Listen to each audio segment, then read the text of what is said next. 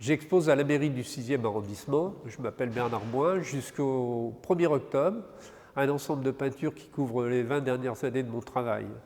En fait, je suis une vocation tardive, j'ai vendu une pharmacie à 43 ans pour rejoindre ma passion d'enfance qui était de devenir peintre. Voilà. Ça a été quand même un peu difficile les premières années. Ma chance, c'est que j'ai tout de suite exposé à Paris.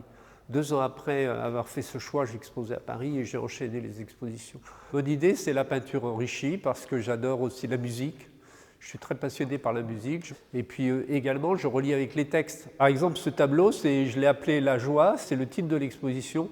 La joie veut l'éternité. C'est une phrase du Chant d'ivresse de Friedrich Nietzsche. La petite fille qui saute, c'est l'enfant qui dit oui à la vie. Dans l'idée de Nietzsche, la vie, c'est de surmonter la peine et toutes les douleurs. Et donc, dans l'Abribus, c'est une mise en scène du lac de Silva Plana, à Sils Maria. Dans l'Abribus, on retrouve les éléments de Nietzsche avec Dionysos, Apollon et le serpent, et aussi le Vésuve. Je suis un grand admirateur de Nicolas Poussin, qui a orienté une grande partie de mon travail. Et j'ai voulu faire une copie de Poussin. Et là, c'est le mythe d'Orphée Eurydice, la toile qui est au Louvre, en noir et blanc, avec du pastel blanc à l'acrylique, pour montrer la qualité des valeurs et de l'organisation de la toile de Poussin. Moi, je ne redis pas les influences. Au contraire, ce qu'il faut, c'est les dominer, les transcender. J'utilise la peinture comme forme poétique, en fait.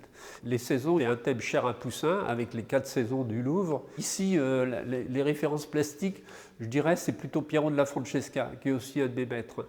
On voit le hiératisme des personnages, la forme géométrique. L'idée, c'est la fuite du temps et le cycle de la vie. Voilà. Autre exemple, l'après-midi de la faune, je le découvre par le prélude de Debussy.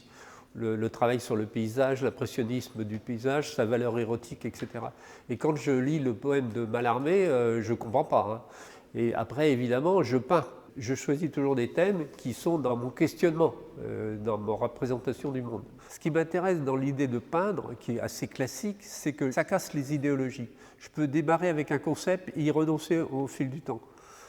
C'est le chemin qui va faire la peinture. Et c'est le chemin de la peinture. Quelquefois, j'ai des idées, puis je me dis « Ah non, ça ne marche pas ». La peinture a le dernier mot, finalement.